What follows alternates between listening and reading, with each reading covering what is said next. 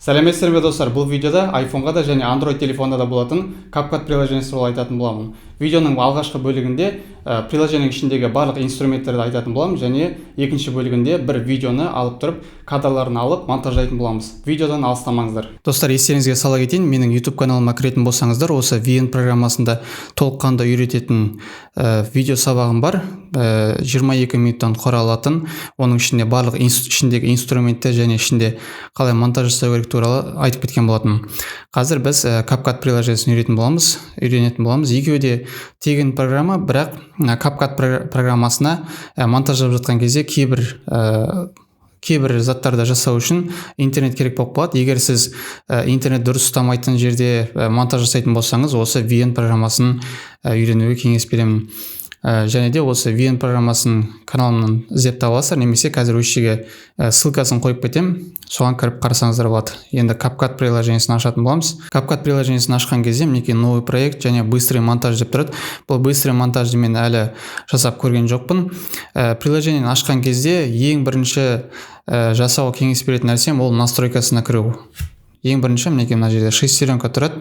Осы шестеренка кірген кезде мына жерде сізде осылай тұрады: добавить стандартную концовку. Кейбір видеоларды байқасаңыздар, ең соңында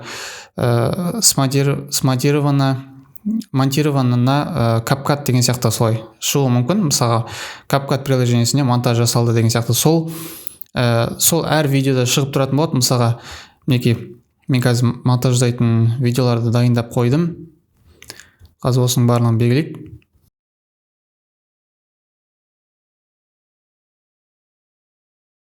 Бұл Алматыда әлем чемпионы Жібек Құлымбетоваға арналған видео еді, мотивациялық видео түсіргенбіз. Қазір мына жерде ең соңғы жағында осындай CapCut деген жазуды байқаған шығарсыздар. Көбісінде көп адамдар монтаждап болғаннан кейін осыны алуға ұмытып кетеді, одан кейін дәл солайына Инстаграмға салып жібереді. Осы пайда болмас үшін дегенде осы жерден удалить етуге болады, осы жерден удалить етуге болады. Бірақ сіз әр видео монтаждаған кезде солай өшіріп отыру керек боласыз. Олай әр видеоды монтаждап жатқан кезде өшіріп отырмау үшін мына шестеренкаға кіреміз. Добавить стандартную концовку дегенді алып тастайтын боламыз. Удалить концовку, отклонитесь. Мына жақта барлығы язык приложения бәрін таңдап алады. Бұрын бұл программа шыққан кезде тек қана ағылшын тілінде шықты. Қазір орыс тілінде монтаждауға болады, русский. Және достар, егер сізде iPhone телефоны болатын болса, немесе басқа Samsung, Xiaomi болса да, мына жерде кэшті удалить етіп жүруді ұмытпаңыздар. Себебі ол сіз видеоны монтаждап болғаннан кейін мына жақта көп мегабайт, яғни көп орынды алып тұратын гигабайттаған кэш болып қалыптасуы мүмкін. Сіз видеоны монтаждап болғаннан кейін, экспорт жасап болғаннан кейін полностью дайын болды, енді қайтып монтаждамайым дегеннен кейін оны полностью удалить етіп тастаңыз болады. Алдымен осы жақтан да мінекей мына 3 нүктені басып удалить етіп, немесе емес, осы жақтан удалить етесіз, және мына жақта очист кэш дегенді удалить етуді ұмытпаңыздар. Себебі мына жақта өшіргенмен мына жақта кэш деген қалып қалуы мүмкін. Кэш дегеніміз бұл былайша айтқанда қалдықтар. Кез келген жерде қалдық болады. Және сонымен қатар айта кетейін, егер сіздің iPhone телефон болса, көбінесе сол iPhone-дарда болады, память жетіспей жатса, ол көбінесе Telegram алады. Telegramға кірген кезде настройки, изменить деген басасыз. Изменить деген басқан соң, мына жақта данные память деп тұрады. Данные память, сосын использование памяти. Осы жерде очист кэш Telegram деп тұрады. Сіз мысалға музыка тыңдауыңыз мүмкін, және басқа кино көруіңіз мүмкін. Кино көріп болғаннан кейін, әр көріп болған соң мына жерде очист кэш Telegram деп жасап жүріңіздер. Бұл CapCut приложениесіне ешқандай қатысы жоқ. Сіздерге бір айтар ақылым: егер сізде телефоныңызда память көп, бірдеңеге видео түсірейін деп жатқан кезде сізде память жетіспей жатса, CapCut приложениесін көшеміз. Очистка барлығын түсініп алдық. Енді сіз монтаждап жатқан немесе монтажда бастаған проекттеріңіз барлығы осы жақта былай тізіліп тұратын болады. Егер сіз новый проектті таңдайтын болсаңыз, мінекей осыны басатын боласыз. Жаңағы проектімізге көшейік. Мінекей қазір мына астында тұрған инструменттердің барлығын үйренетін боламыз. Мінекей изменить деп тұрғаннан бастайық. Қайшының суреті. Яғни біз бір кадрды таңдап алғаннан кейін, мінекей кішкене қысқарту үшін, ұзарту үшін екі саусақпен осылай үлкейтіп қысқартасыз. Өзіңіз кесіп алатын жерге алып келу үшін. Мысалға, уже монтажды былайша айтқанда бастай берейік. Мен бұл жерде жүгіргенін түсіру керек едім. Мысалға, мына аяқ киімін. Мысалға, мен осы жерден бастап кесу керекпін. Себебі іс-әрекет движение осы жерден басталды. Мінекей. Дәл сол бастаған жерден кесу керекпін. Осы видеоны таңдап аламын. Мінекей барлық кадр осы жерге видеоны жүктегеннен кейін барлық осылай бірінен соң бірі таймлайнға қалыптасады. Оның барлығын сіз расположениесін осылай ұстап тұрып, былай өзгерте бересіз. Орындарын ауыстырғыңыз келсе. Егер бір кадрды түсу керек болатын болса, мінекей үстіне былай екі саусақпен былай басып, екі жаққа қарай сырғытып, үлкейтіп кішірейтін боласыз. Мінекей бір видеоны изменить, яғни ұзақтығын қысқарту керек болатын болса, бір рет басамыз, одан кейін барып изменитті басамыз. Мына жерден бастап біз разделить дегенді қазір жүгірген жерін алып жіберейін. Бұл жерде тренировка жасап жатты. Мен соны осылай түсіріп алу керек болдым. Неке ағаштың артынан осы жерден бастайын.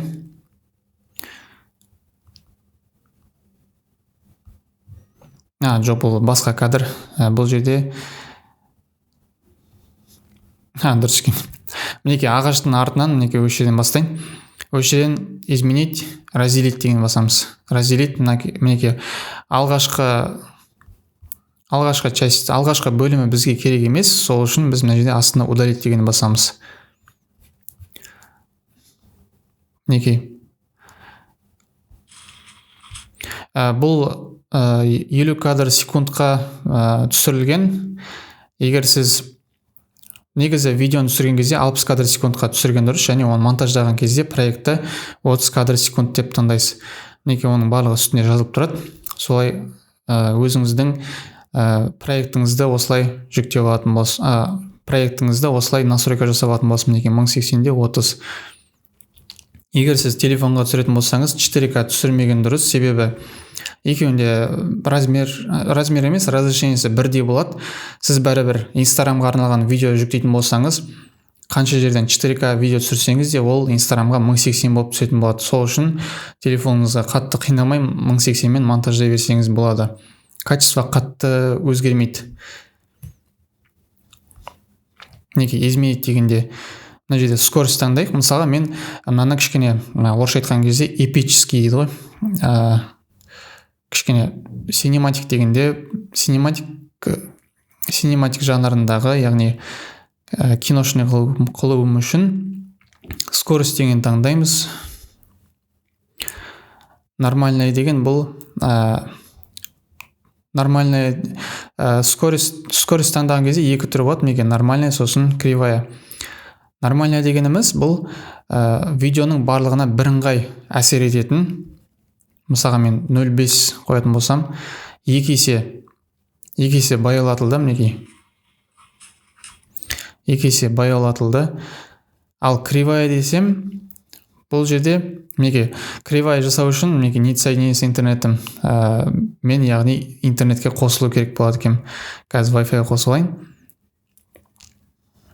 Кривая дегеніміз бұл белгілі бір частында, белгілі бір бөлімінде видео жылдам болып кетеді, одан кейін барып ақырында осылай басталып қайттан осылай тез жылдамдатып кететін болады. Оны өзіңіз былай жасайсыз. Қазір мен бастап қалпын алып келіп алайын. Мінекей 1x дегеніміз ол видеоның өзінің скорості кривая деген мінекей кривая қосылды. Ол интернет керек болады.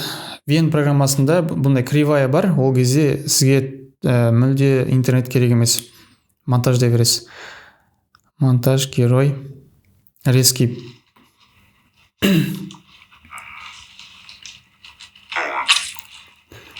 Мінекей мына жерінде резкий переход жасады. Бұны өзі былай жасап берді. Оны барлығын былай түсесеңіз де болады. Мінекей изменить дегенде қай жерінде скорості осылай мықты болсын деген сияқты. Мінекей плейді басасыз, көресіз. Осы жерінде тез істеп кетеді. Сосын удалить ритм деген таңдап бастап қалпына келтіретін боласыз. Мына жердегі добавить өзіңізге керекті жерге добавить ритм болғасы. Мысалға бұл видео жаттығу жатқан кезде тез жасалып кетіп, одан кейін қайттан баяулатып, қайттан жылдамдық өсірсеңіз болады. Дәл осылай. Бізге негізі мен бұндайды көп қолдана бермеймін, бірақ егер сіз көлікті түсіріп, машиналарды түсіріп, соны монтаждайтын болсаңыз, ол керек нәрсе. Себебі ол кезде машинадағы переходтар, машинаны түсіріп жатқан кезде переходтар қазір кезде көп байқасаңыздар, көп солай монтаждайды.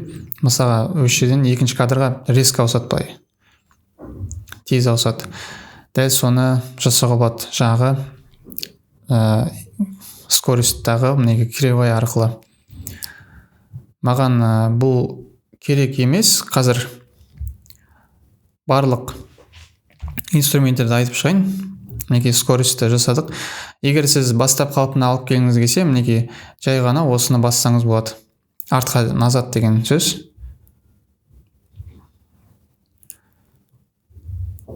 Мінекей скорость 1 болды. Мінекей ана разделить дегенде түсіндік. Кеседі. Скорость атайып тұр, жылдамдық, громкость. Мына жердегі громкость менде 100%, 1000-ға дейін барады. 1000-ға дейін қатты шумны болып кетеді. 0-ге апарып тастаған дұрыс. Егер сізге кадрдың артындағы звуктар керек емес болса, добавить аудио ол ең соңынан қосуға болады. Аудионы өзіңіздің телефоныңыздағы памятіндегі музыканы қоятын боласыз. Громкость 1 кадрге. VN программасының айырмашылығы, VN программасында мына громкостьта применить ко всем деген бар. Яғни мына жақта қанша кадр болатын болса, 25 кадр, мына жерде 25 кадрның барлығында звук бірден өшіп қалатын болады. Ал мынада әрқайсысының громкостьін осылай азайтып отыру керек болады. Екеуінің салыстырып айтқан кезде. Неге? Жаттығу жасап жатқан кезде дәл осы жерден мен кесіп тастайын. Удалить. Бірінші кадр жасадық. Екінші кадр жаңағы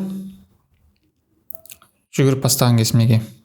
Мен қазір қалған инструменттерді үйрететін болам. Оған дейін осылай монтаждап бара берейік.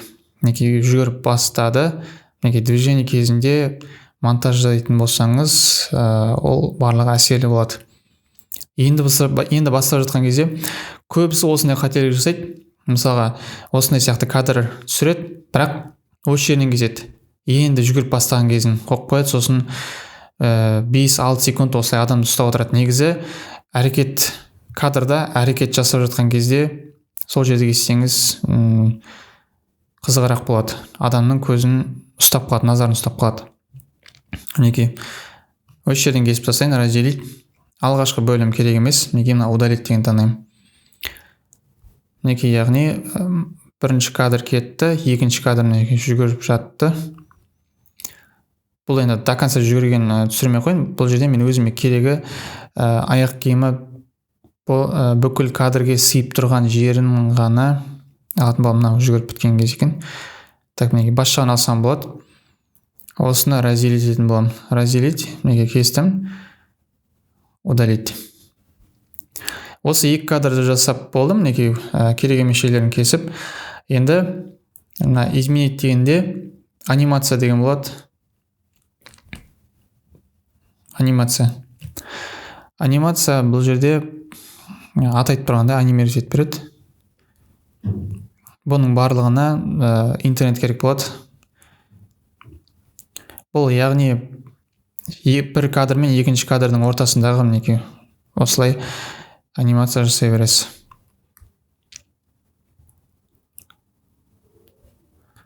Әртүрлі переходтар. Анимация деген бұл мына жерде переходтар мінекей.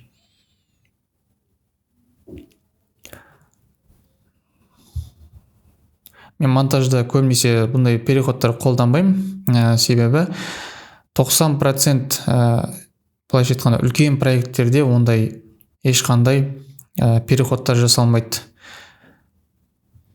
Тіпті киноның өзіне ешқандай переходтар қойылмайды. Оны байқайтын шығарсыздар. Прямая склейка дейді орысша айтқанда, яғни тікелей жалғау. Осылай тікелей жалғаумен жүзеге асады. Мен бір назатты артығымен басып жіберген екен, мына жерде удалить дегенде кетіп қалды. Неге удалить? Неге изменить деген инструменттегі жалғасын көрсетейін. Изменить бастым, анимация өттік, удалить деген аты айтып тұр. Удалить фон деген бар. Яғни удалить фон дегеніміз бұл адамның артындағы, бір предметтің артындағы заттардың бәрін удалить етеді. Хромакеймен көбісі дегенде қазіргі кезде хромакейге түсіріп тұрып артындағы фонды удалить етеді. Бұл жерде CapCut приложениесінің ерекшелігі фонды прямо сол кадрдағы адамды бөліп артын удалить етіп береді. Ол кейде дұрыс жасамайды. Мысалға удалить фон деп көрейік. Неге? Мына жерде жақсы кесті. Движениеде. Бірақ адамның шаштың ар жағындағы дұрыс көрініп қалып тұр. Неге? Адамның шашын дұрыстап кеспейді мына жерде. Бірақ телефонның программасы үшін бұл кәдімгі жақсы жетістік, себебі бұл жақында обновление шыққан нәрсе. Неге? Удалить фон. Яғни сіз дәл осы движение болып жатқан кезде мына жерде үстіне видео қойып, ар жағында басқа видеоны қойсаңыз болады. Мысалға, ар жағында таудың видеосын қойып жүрсеңіз, тау, ар жағында тау, бер жағында мінекей тренировка жасап жатады. Дәл осылай. Бұны түсіндік. Удалить фон дегенде қазір мен жасадым. Стиль дегенде разрешить, как загрузить ваш видео. Разрешите. Стиль дегенде бұл жерде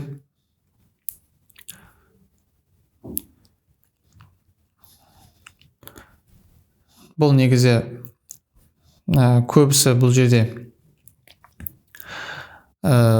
фильтр, яғни видеоның светін өзгертетін. Стилдің арасындағы тек біреу ғана.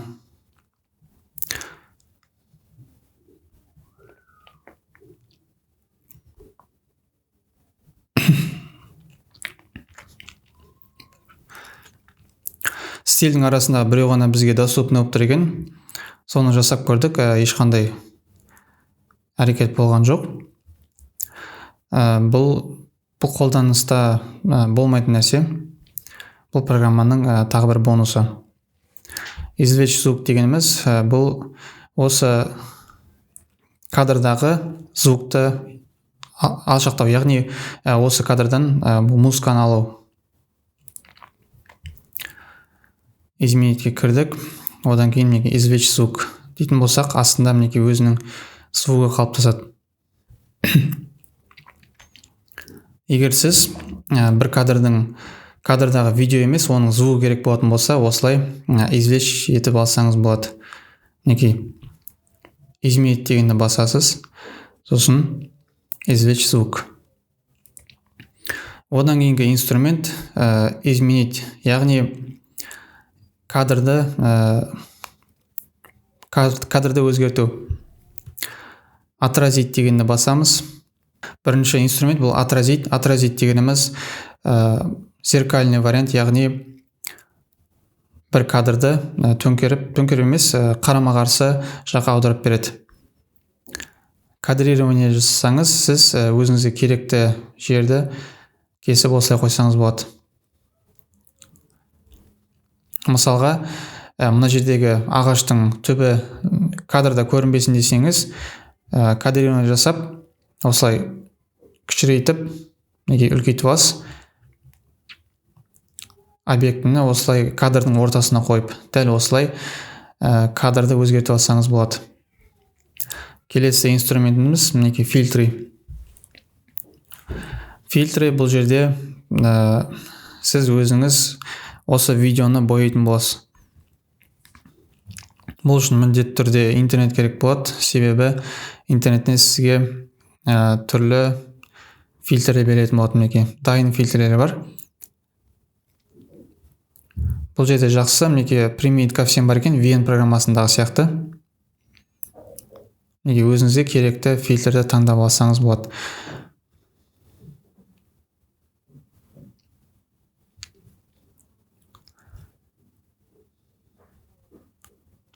Бұл жерде VN программасындағы сияқты барлық кадрға емес, 25 кадрға емес, бұл фильтрдің 100%-дық қолданылуы екен. Қателесіп кеттім. Бұл CapCut приложениесіне мен монтаждамаймын. Бұл CapCut приложениесін көп қолданбаймын, тек VN-де монтаждайтын. Неге дәл осындай CapCut приложениесінде фильтрге кіріп, өзіңізге керекті фильтрді таңдап аласыз. Яғни бұл цветокоррекция. Настроить деген таңдап, цветокоррекция, мінекей мына фильтр, бұл color grading, яғни видеоны бояу болатын болса, цветокоррекция мінекей мына жерде настройкеге кіріп, әрқайсының өзінің яркостін көбейтіп, азайтып, контраст, насыщенность, мінекей соның барлығын өзіңізге керекті қылып жасай аласыз. Мінекей мына жерде насыщенность дегенді көбейтетін болсақ, неге кішкене кадрға әсемдік кірді, кішкене жылылық, экспозицияны таңдап осылай қараңғы болатын болса, дәл осылай ағартсаңыз болады. Немесе видеоның өзінің жанрына байланысты кейбір жерлерде қараңғылату керек болады, немесе осылай экспозицияны төмендетесіз. Дәл осылай сіз цветокоррекцияны өзіңіз жасай аласыз. Улучшение бұл лицо, тело, изменение формы. Бұл жерде объектте адам болса, әрқайсының өзінің өзгертуге болады. Форма, большие глаза, тонкий нос. Бұларды жасамаған дұрыс, себебі Құдайдың жаратқанына қарсы шықпай қояйық. Неге маска деген? Маска деген емес, яғни сіз осылай разделить етіп, мысалы қазір кезде көп мобилографтар байқасаңыздар, осыны көбінесе пайдаланады. Бір видеоны алады да, бір видеоның үстіне екінші видеоны қойып, немесе бір видеоны, бір кадрды дублировать етіп, таймлайнға қояды, және бірінің үстіне бірі қойып, осылай жасап алғаннан кейін, мына жақта кадрдың астыңғы бөлігінде сол кадрдың астыңғы және үстіңгі жағын қойып қойған болады. Мысалға, көп мобилографтар қазір байқасаңыздар қаланы түсіріп алады. Қаланы түсірген кезде мына жақта барлығы үй және дом, тағы бір зданиялар тұрады, және соны кадрды дублировать етіп, сол үйлер мына жоғары жағында да болады. Соны байқасаңыздар, қазір көбісі қолданып жүр. Дәл осылай осы маска арқылы жасай аласыз. Мен қазір көрсеңіздер, ол кадр болмай тұр. Көбісі соны жасайды.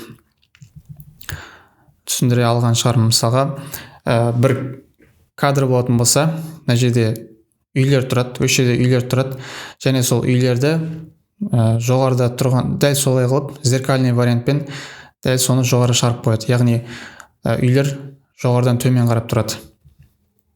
Соны осы маскамен жасайды. Неге дәл өстіп, және осылай істеңіз, ортасындағы перехода ақырын осылай жай болады. бұл ең басында видеолип программасына шыққан болатын, CapCut приложениесінде кейін шықты. Мінекей хромакей дегеніміз ол аты айтып тұрғандай, мысалға бұл қыздың артында жасыл фон болатын болса, соған осылай апарасыз, жасыл фонды дереу жоғалтып береді. Яғни удалить фонның екінші түрі, хромакеймен жасалатын түрі. Мына жерде наложение деген бар. Наложение дегеніміз осы кадрның үстіне екі таймлинер жасайды. Яғни таймлинерде тұрған кадрдың үстіне немесе астына кадр қойып беретін болады. Мінекей осы кадрды мынаның астына қойып берді. Добавить наложение деп басқа кадр қойсаңыз да болады. Мінекей эффекті кіретін болсақ, эффекті тело, эффекті видео. Бұған да интернет керек болады. Дәл осындай эффекттер қолдансаңыз болады. Мінекей мысалға қар жауып тұрған сияқты. Снегопад. Тағы да басқа эффекттер көп мына жерде. Дорожение камней, размытие экрана. Мінекей осындай эффекттер жасасаңыз болады. CapCut приложениесі осы эффекттермен көбіне ерекшеленеді. Мінекей белгілі бір әрекеттер қойсаңыз болады. Мінекей жарық шықты. Тағы да басқа эффекттер бар, көптеген. Мінекей қарап алсаңыз болады, өзіңізге керектісін алып. Эффекті тело деген бар. Адам болатын болса, соның айналасын осылай жасап береді. Мінекей дәл адамды есептеп, соның айналасына осылай эффект жасап беретін болады. Осындай эффекттер VN программасында жоқ. CapCut приложениесінде көбісі осы да қолданады. Көбінесе мультяжный анимация жасау үшін осы приложение қолданады. Мінекей барын алып тастайық. Эффектке кірдік, фильтрге кірдік. Фильтрге кірдік. Наложение, формат. Формат дегеніміз бұл мінекей 9:16 дегеніміз TikTok, Instagram, стористарын арналған формат. 9:19 бұл осындай горизонтальный YouTube, Instagramның постына арналған форматтар. Бұны білетін шығарсыздар, мінекей 1:1, 4:3. Бізде қазір осы 16:9 горизонталды формат. Холст дегеніміз мінекей шетіндегі мінекей границаларда свет қоятын болсын. Мінекей яғни сіз мына видеоны, егер сіздің видеоңыз мінекей полный әдемілік үшін сіз осы видеоны полный форматқа қоймай кішкене кішірейтетін болсаңыз, арт жағында осы фондар сізге көрініп тұратын болады. Шет жағын кішкене әрлеп тұратын болады. Мінекей мына видео қазір үлкеймейді. Осыны қоятын болсақ, применить деп, мен қазір мына жақта изменить дегенді басып, кадрда кішірейтетін болсам, кадрирование кішірейтетін болсам, так бұл жерде емес.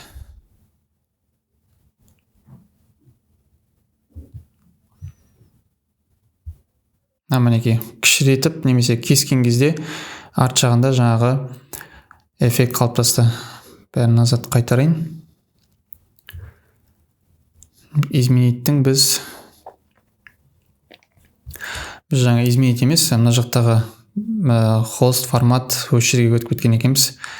Так, настроить дегеніміз жаңағы цветокоррекция.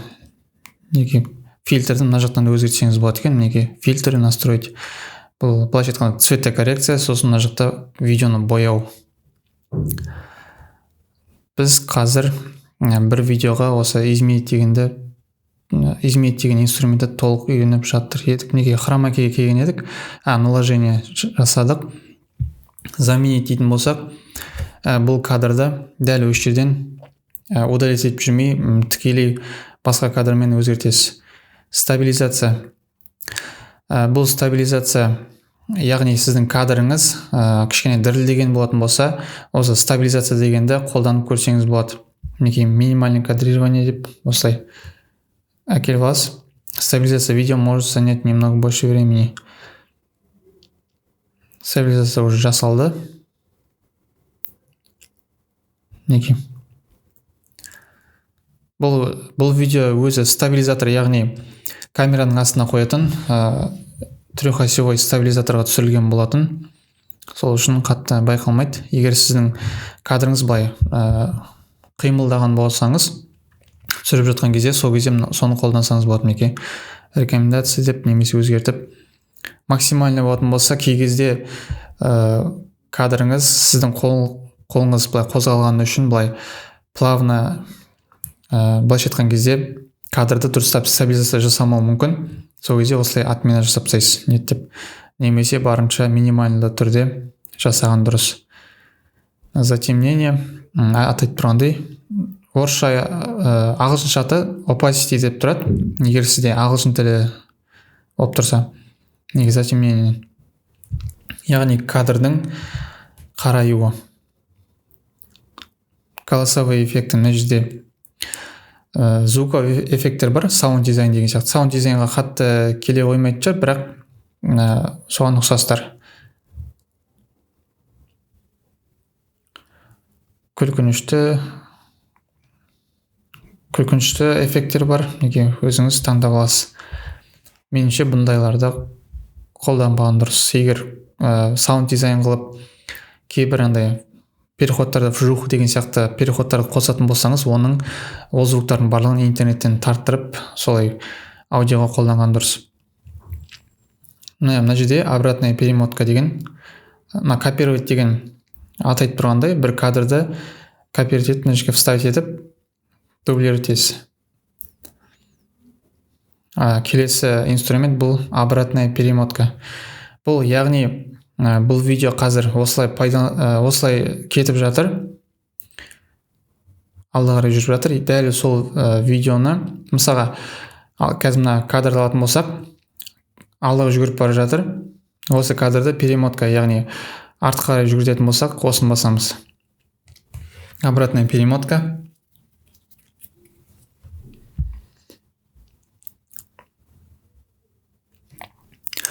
Яғни бұл видео қазір артқа қарай жүріп барады. Мінекей. Дәл осы инструмент арқылы сіз видеоны кері қарай жүргізе алатын боласыз.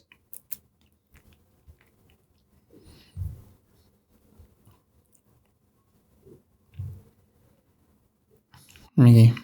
Обратная перемотка. Сосын мынау зависание деген.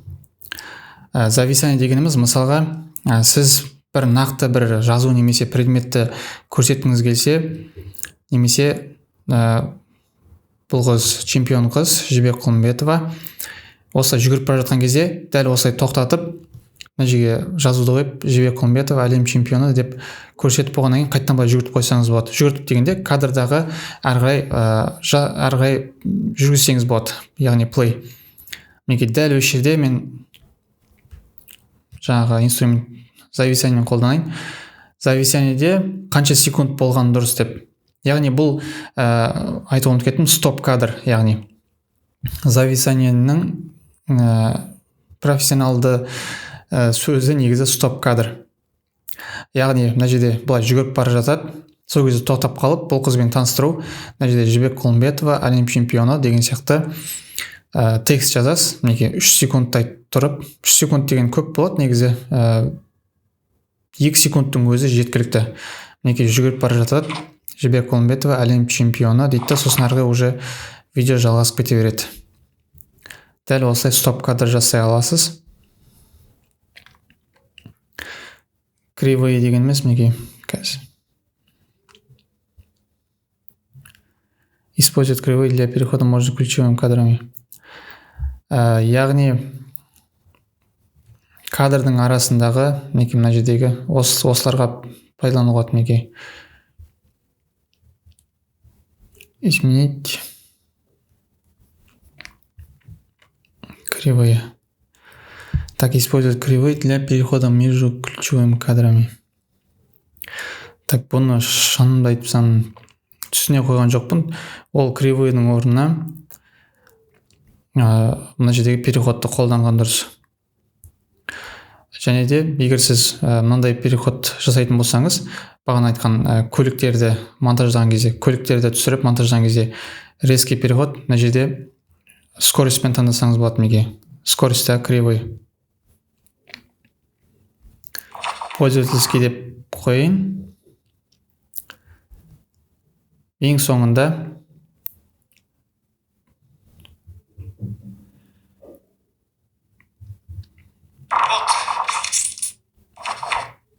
бұл енді бұндай кадрларға қатты бола бермейді.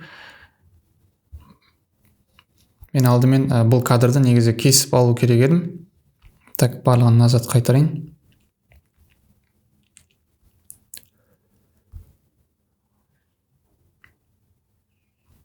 Егер жүгіріп жатқан кезіне. Және де кадрды кескен кезде осылай қолмен де кесуге болады. Разделить дегенді басып отырмай, мінекей керек жерін өзіңіз осылай азайтып немесе көбейтіп аласыз. Мінекей. Так, мына жерде бұл кадрларды мен барлығын ең басында тек таңдап қоя салып едім. Бұл жерде белгілі бір реттік кадрмен тұрған жоқ. Өшіргенін кесіп, қазір көрсетіп жіберейін. Егер мен қазір бұны монтаждап отыратын болсам, видео ұзаққа созылып кетуі мүмкін. Сіздерге қазір CapCut приложениесінде толықтай осы монтаждап көрсетейін. Неке, дәл осы кадр қазір кривой арқылы тезірек осылай переходпен ауысып кететін болса, мына переходпен емес, скоростьтағы кривой переходпен. Пользовательский изменить. Кадрдың соңында былай тез 5-8 скоростьпен бұл қатты кетті. Мына жерге мен добавить ритм деймін. Яғни ең соңғы секундында ауысатындай мінекей. Мына жерге добавить ритм. Оны былай түсірем. Нормаға келем, сосын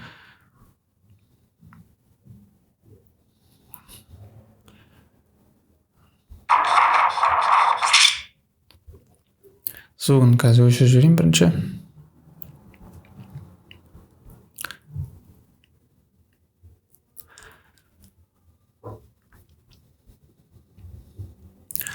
Так, бұл кадр мінекей. Ең соңғы кадр мінекей жылдамдатылып кетті.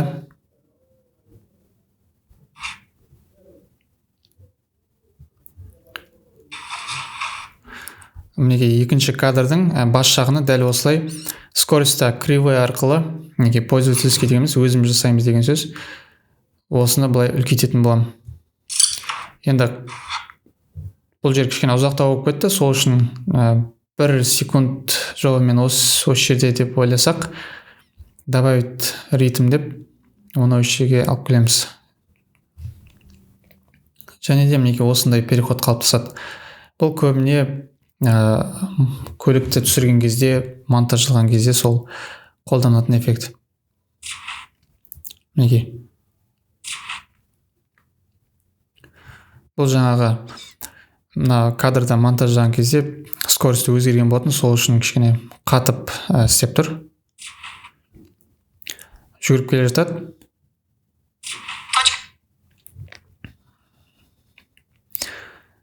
Точка деп айтқан болатын. Дәл осылай кривой, яғни резкий переходпен осылай жасай аласыз. Скоростьтағы кривой арқылы. Так, қазір монтаждап көрейік. Барлығын бастап қалпына келтіріп отырмай қойын. Жаңағы инструменттерде көрсеткен кадрларды удалитін. Так, мына жерде изменить, ең бастапқы изменитті көрсеткен екенбіз ғой. Так, одан кейін мына жақта барлығы түсінікті. Звук, мына жерде эффект, өзіңіз музыка қоя аласыз, немесе осы прямо видеоны түсіріп жатқан кезде, мына жақта видеолар kesіп жатқан кезде мына озвучкамен жасай аласыз. Мысалға,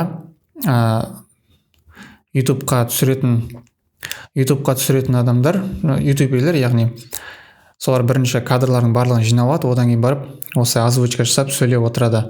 Мысалға, тамақ пісіретін фудблогерді алатын болсақ, алдымен рецептің барлығын қанша грамм ұн салу керек, қанша жұмыртқа салды, соң барлығын кадрларын түсіріп алады.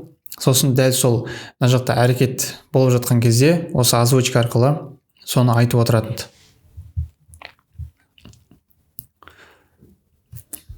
Немесе өзіңіздің музыкаңызды қоясыз. Мінекей звукты мына жерден қойсаңыз болады, және кейін добавить аудио дегенді басып қойсаңыз болады. Текст жазу енді барлығына түсінікті.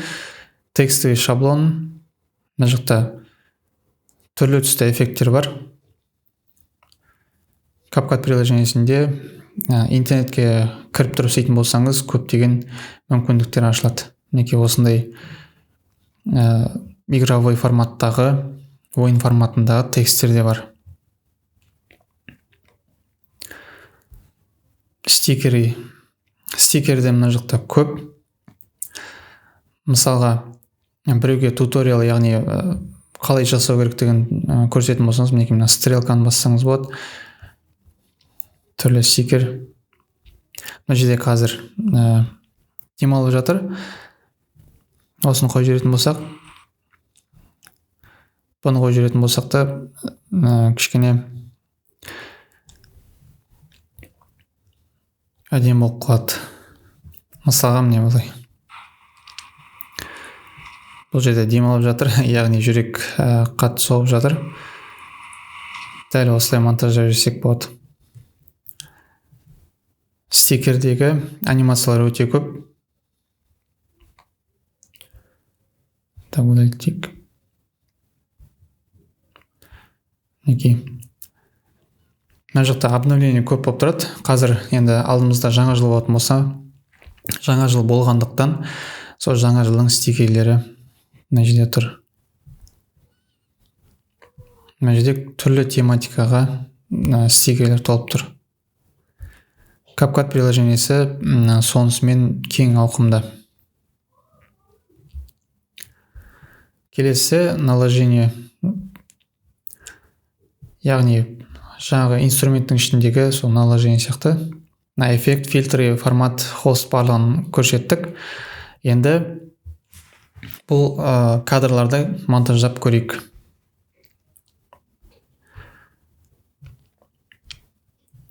Бұл кадр қалсын.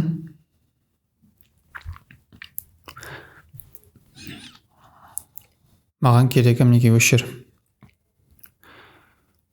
Жүгіріп келді.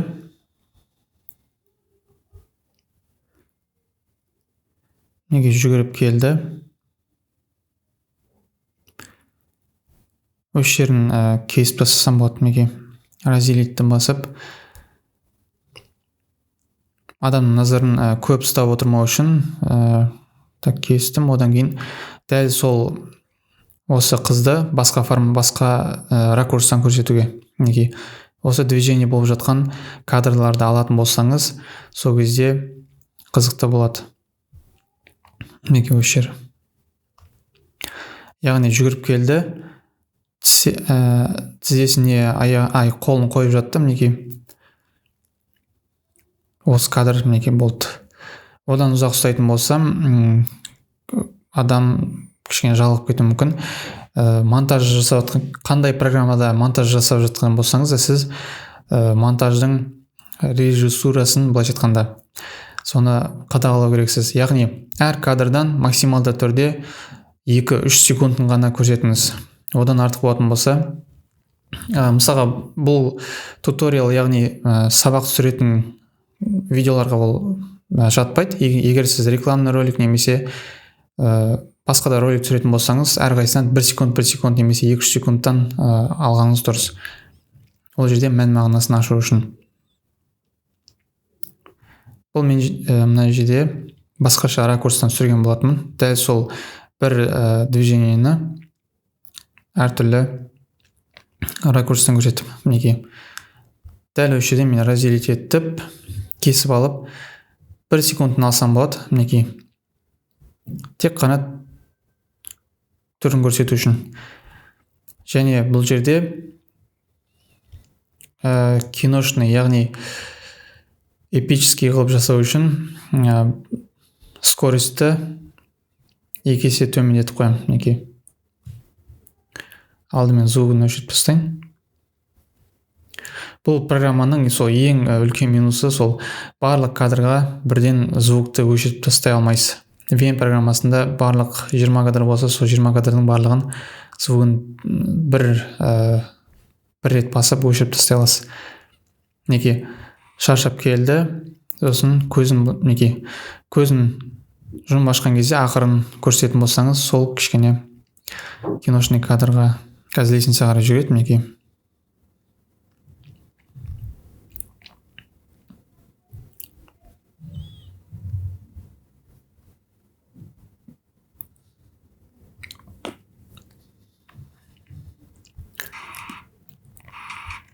Бұнда звугын өшіру керек.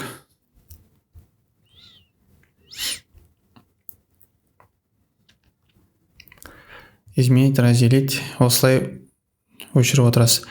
Немесе, егер видеоңыз ұзақ болмайтын болса, былай да бағана көрсеткен сияқты, осылай кессеңіз болады. Мына видео кішкене ұзақ болып тұр. Так, мінекей, біткен жерінен былай басып, осылай қысқартсаңыз болады. Яғни кесуге болады осылай, мінекей. Егер видео ұзақ болатын болса, мына разделить деген кнопка арқылы, яғни инструмент арқылы кескен дұрыс. Мінекей, жүріп бастады, осы жерден әкеліп, былай қысқартсаңыз болады. Жүріп кетті, мінекей. Жүріп кетті, осы жерден былай разделить етсеңіз болады. Қалған частьын, бөлімін удалить ете аласыз. Мінекей, мысалға, барлығы қысқа.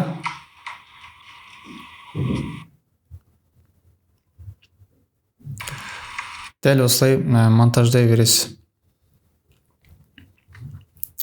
Монтаждап болған соң, мінекей, жоғары стрелка дегенді басып, экспорт автоматты түрде кететін болады. Мен қазір видео толық дайын емес, сол үшін мен қазір X-ті басып тастайын.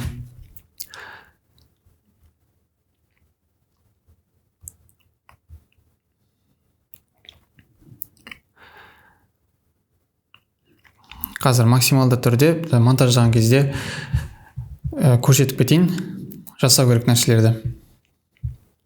Мінекей, көбінесе движение болып жатқан кезде сол жерде кескен дұрыс. Мына жақтан келе жатты, осы жерде изменить етіп кесіп алдым. Удалить.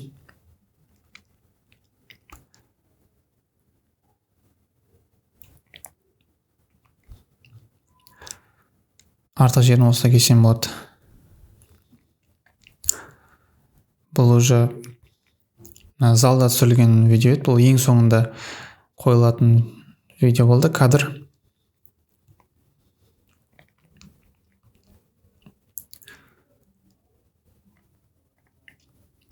Мына жерде мысалға осындай движение болып жатқан кезде CapCut приложениесінде жаңағыдай эффект қойылады. Мысалға кішкене динамика беретін стикер көрейік. Бір стикерді көріп көрейік.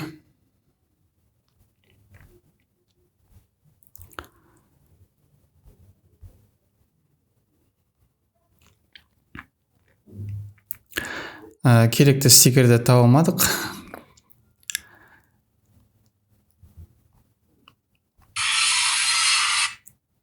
Бұл көбінесе жаңағы динамикалық видеоларда қолданады. Егер біз қазір осындай стикерді қолданатын болсақ, біздің қарапайым тілмен ауылбайске болып қалады. Достар, қазір айтып монтаждап отырмай қойын. Болай айтып монтаждайтын болсам, қазір видеоның барлығы 2-2,5 сағаттық видео болып қалуы мүмкін. Бұл, яғни көріп тұрғандарыңызда мотивациялық видео. Бұны бір монтаждап қоя салатын видео емес. Егер сіз фуд съемка түсіретін болсаңыз, ол жақта барлығы түсінікті. Тек кадрды алып, қысқартып музыка қоятын болсаңыз, уже әдемі болып шығады. Ал бұл кішкене мағынасына кіретін, және бұл видеода озвучкасы болатын. Озвучка дегенде бұл қыздың өзінің сөйлегені, мотивациялық видеосы. Егер осы видео сізге қызық болатын болса, монтажы қалай болып шыққаны, осы видеоның астына ссылкасын қоятын болам. Кіріп қарасаңыз болады. Менің ол жақта жұмыстар салатын каналым.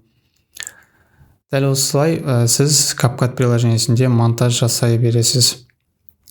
Егер музыка қоятын болсаңыз, мінекей астында аудионы басып қоя бересіз. Эффект. Бұл жерде өзінің эффекттері де бар.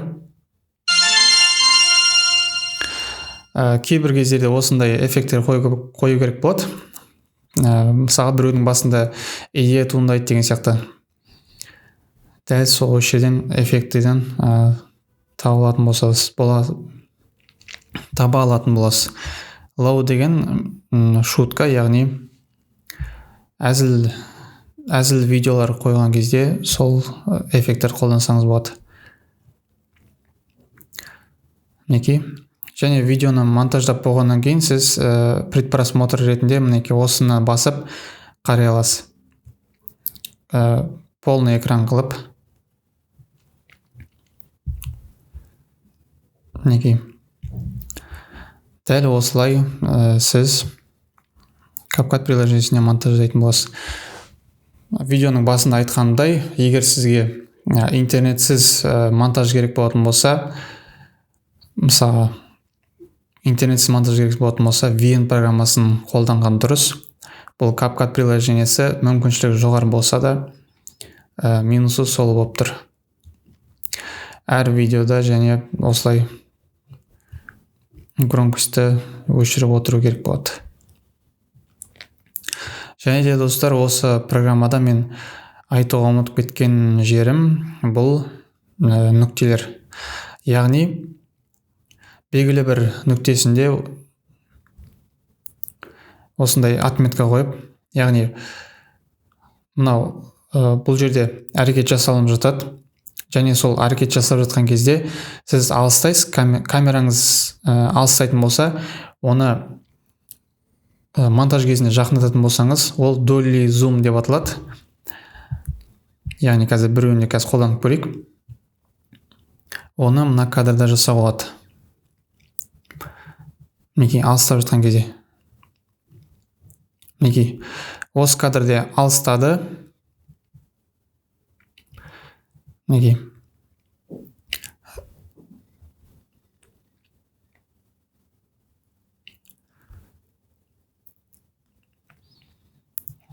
Дәл осылай алыстап жатқан кезде ең алғашқы видеоның ең алғашқы жеріне осы отметканы қойып аламыз. Максимал түрде алыстаған кезде мына уже кішірейіп кетті, өшіре қоятын болсақ, екінші отметканы. Және видеоны полный қоймай қояйық, өшіреге дейін қысқартып алайық. Мінекей толыққанды түсіндіріп жіберейін. Мына жерде біз отметка қойдық ең бас жағына, және мынау ең аяқ жағы. Мінекей. Және де осы кезге дейін біз бұның форматын өзгеретін боламыз. Изменить, кадрирование. Так, ең аяқ жағында. Дәл осылай қолмен кадрирование жасасаңыз болады. Мінекей.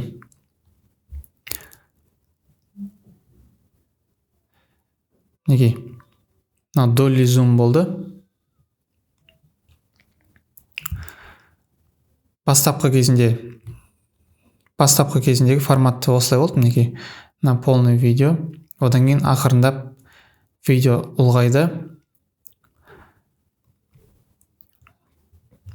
Бірақ dolly zoom эффектісі қолданылды. Байқасаңыздар, арт жағындағы мінекей грэпплинг деп жазылып тұрған стена қозғалады, яғни движениеге ие болады. Бұл арнайы сол эффектті жасау үшін қолданылған видео емес. Мысалға сіз бір машина алатын болсаңыз, сол машинадан видеоны бастап өзіңізге тартып алыстатын болсыз. Машина бір жерде тұратын болса, дәл сол жерден видеоны бастап, сіз артқа қарай орташа есеппен 10 шаг артқа жүретін болсаңыз, сол кадрды доли зум, яғни машина сол қалпы тұра береді, оның артындағы қаланың видеосы немесе арт жағындағы фон барлығы былай движениеге, қозғалысқа ие болады, қозғалатын болады. Бұл жерде қатты эффект байқалып тұрған жоқ. Мысалға қатты үлкейтіп көрейік мына жерде.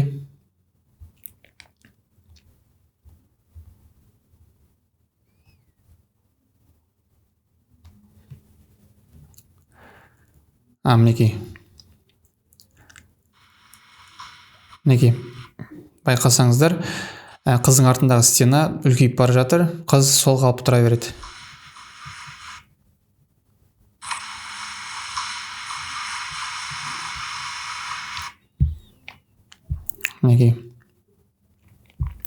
Дәл осылай осы зум эффект, яғни долли зум эффектін жасай аласыз.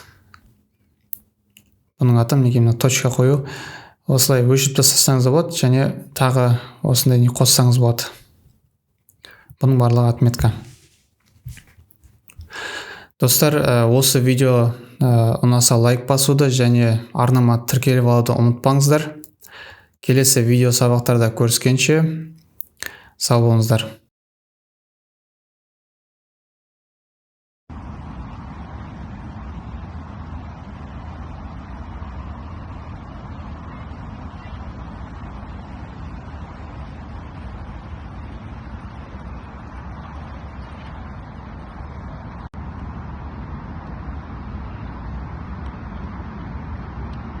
Стоп, тұра.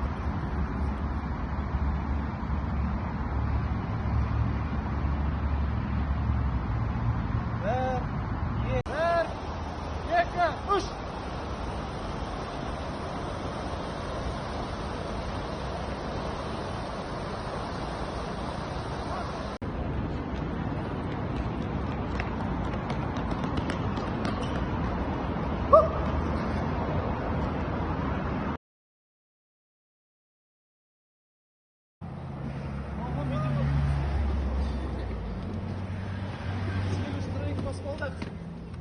Давай. Ой, Жека. Молодцы. Давай, шашлыки.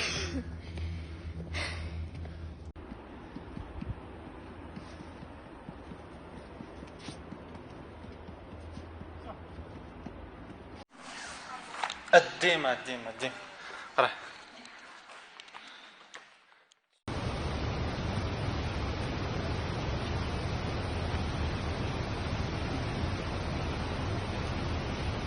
Dari üç git.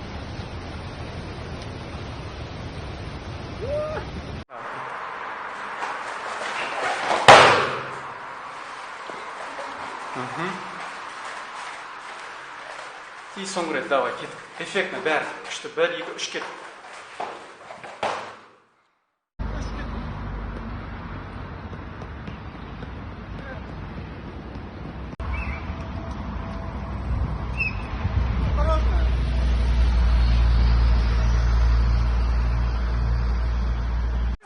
Қара. Тұрасың? Қара. Қара. Иә, алуан жұтып шығарасың да?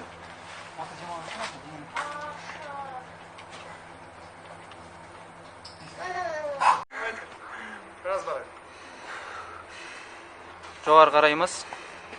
Жүгір, кеттік. Сенде қатты талпыныс болмады ма, что-то? Жүгіре салайыншы деген сияқты. Тез ет сашты. Рахмет, бірінші. Мен артынан өтем, мен артынан, молодец. Ей, жаным бісің.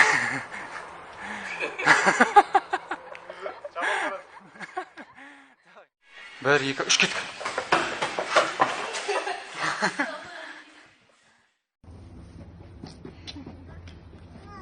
Ал